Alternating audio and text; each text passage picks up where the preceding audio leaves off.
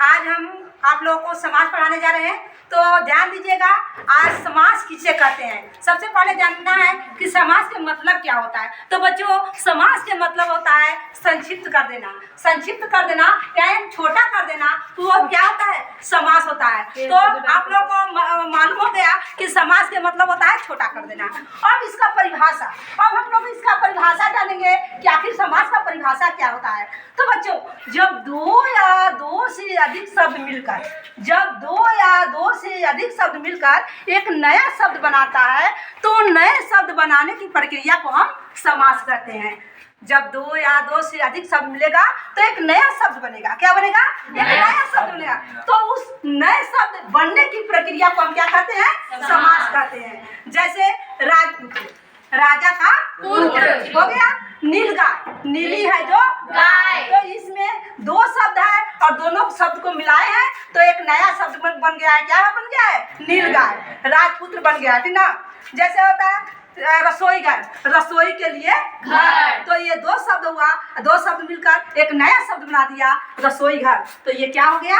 समास। क्या हो गया? समास। आप लोग को समास आ गया।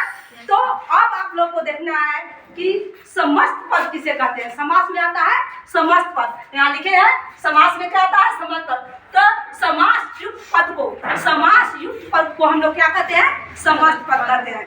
इसके बाद होता है समास विग्रह। समास विग्रह क्या होता है? तो समासिक पदों को जो हम अलग अलग कर देते हैं, अलग अलग कर देते हैं, तो क्या हो जाता है? समास विग्रह हो जाता है। जैसे नीलगाय है, ये क्या है? समस्त पद है। नीलगाय क्या हो गया? राजपुत्र क्या हो गया? समस्त पद हो गया। अब हम जब उसको अलग अलग कर देते हैं, उसको अलग अलग करते हैं, तो वही समास विग्रह हो जाता है। जैसे राजपुत्र, राजा का पुत्र, उसको हम क्या कर दिए? अलग कर दिए। तो अलग कर दिए तो ये समास विग्रह हो गया। जैसे नीलगाय, नीली है जो गाय, तो इसको हम अलग किए ना, तो जब हम अलग किए तो ये क्या हो गया? समास विग्रह हो गया। तो समास में बच्चों दो पद होता है, एक प्रथम पद और द्वितीय पद। आप लोगों को पता होगा समास में कितने पद होते हैं? दो पद, एक प्रथम पद, एक द्वितीय पद। तो प्रथम पद को हम पूर्व पद कहते हैं। क्या कहते हैं? पूर्व पद। और द्वितीय पद को क्या कहते हैं? उत्तर पद। क्या कहते हैं? उत्तर पद। आप लोग को इतना ज्ञात हो गया, अच्छी तरह मालूम हो गया। अब समास के भेद, समास के कितने भेद होते हैं? 6 भेद। कितने भेद होते हैं? 6। आप लोग को मालूम है समास के 6 भेद होते हैं। तो सबसे पहले होता है अव्ययी भाव समास। सबसे पहले कौन होता है? अव्ययी भाव समास। सबसे पहले जानेंगे हम लोग अव्ययी भाव समास।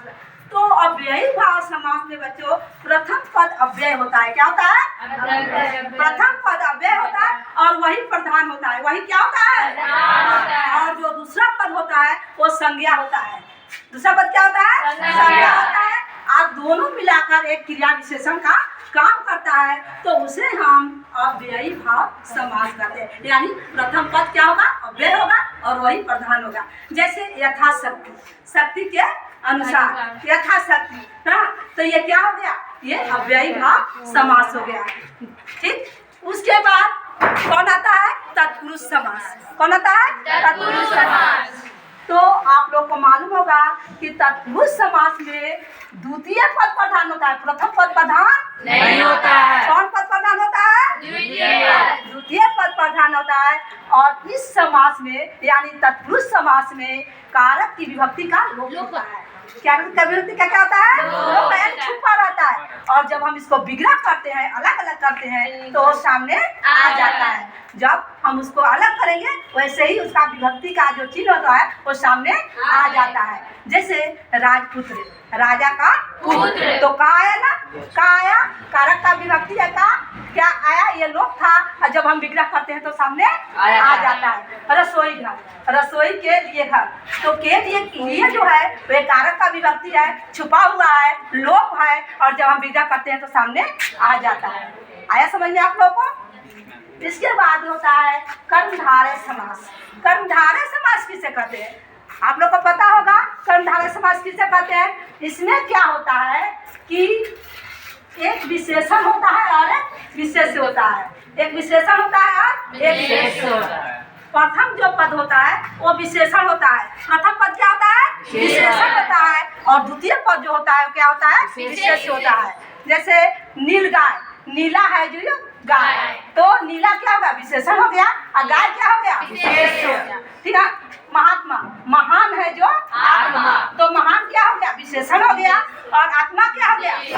हाँ, चंद्रमुखी चंद्रमा के समान मुखी, तो चंद्रमा क्या हो गया? विशेष। और मुख क्या हो गया? विशेष। तो आप लोग को ये समझ में आ गया होगा। इसके बाद होता है बहुव्रीहि समास। क्या होता है? बहुव्रीहि समास। तो बहुव्रीहि समास में क्या होता है बच्चों कि इसमें न तो प्रथम पद प्रधान होता है, न तो द्वितीय पद। इसमें कोई पद प्रधान नहीं होता है, कोई पद प्रधान नहीं होता है। कोई अन्य पद आकर प्रधान हो जाता है, कोई अन्य पद आकर प्रधान हो जाता है, तो उसे हम क्या कहते हैं? बहुव्रीहि समास कहते हैं। मतलब इसमें ना प्रथम पद प्रधान रहेगा और ना द्वितीय पद प्रधान रहेगा, कोई अन्य पद आकर प्रधान हो जाता है, यानी तीसरा पद आकर प्रधान हो जाता है, तो उसे हम क्या कहेंगे? बहुव्रीहि समास। जैसे पीताम्बर, पीत है अंबर जिसके, पीत है अंबर जिसके, अर्थात श्री कृष्ण, अर्थात श्री कृष्ण। तो यहाँ न तो प्रथम पद प्रधान हुआ और न तो द्वितीय पद प्रधान हुआ, यानी कोई पद प्रधान नहीं है। यहाँ कौन आकर प्रधान हो गए? कृष्ण प्रधान हो गए। तो ये क्या हो गया? बहुव्रीहि। महादेव, महान है जो देव, अर्थात शिव, अर्थात शिव। तो इसमें न तो प्रथम पद प्रधान हुआ न तो द्वितीय पद प्रधान हुआ, कोई अन्य पद यानी शिव आकर प्रधान हो गए, तो ये कौन समास हो गया? बहुव्रीहि। श्वेतांबर, श्वेत है अंबर जिसके, श्वेत है अंबर जिसके, अर्थात सरस्वती, अर्थात सरस्वती। तो यहाँ प्रथम भी पद प्रधान नहीं हुआ, दूसरा पद दोनों प्रधान नहीं हुआ, कौन पद आकर प्रधान हो गया? तीसरा सरस्वती आकर प्रधान हो गई, तो क्या हो गया? आप लोग को समझ में आ रहा है? आ रहा है? तो ध्यान से सुनिए। इसके बाद होता है द्वंद्व समास। कौन समास? द्वंद्व समास। तो बच्चों द्वंद्व समास में प्रथम दोनों पद प्रधान होता है, यदि प्रथम पद प्रधान है तो द्वितीय पद भी प्रधान है। प्रथम पद कहता है कि हम प्रधान है, तो द्वितीय पद कहता क्या कहता है? हम प्रधान है। क्या हमने दोनों में क्या द्वंद्व चल रहा है? वो कह रहा है हम भी प्रधान है, ये कह रहा है हम भी प्रधान है, यानी दोनों पद प्रधान होता है। जैसे माता पिता, माता और पिता, दिन रात, दिन और रात, गंगा यमुना, गंगा और यमुना, लोटा डोरी, लोटा और डोरी। तो इसमें देख रहे हो ना, दोनों पद क्या है? प्रधान है। प्रथम पद कहता है कि हम प्रधान है, तो द्वितीय पद कह रहा है कि हम भी क्या है? प्रधान है। समझ में आ रहा है आपको? अब एक और समास है, वो है द्विगु समास। द्विगु का मतलब होता है दो गाय। क्या होता है? दो गाय।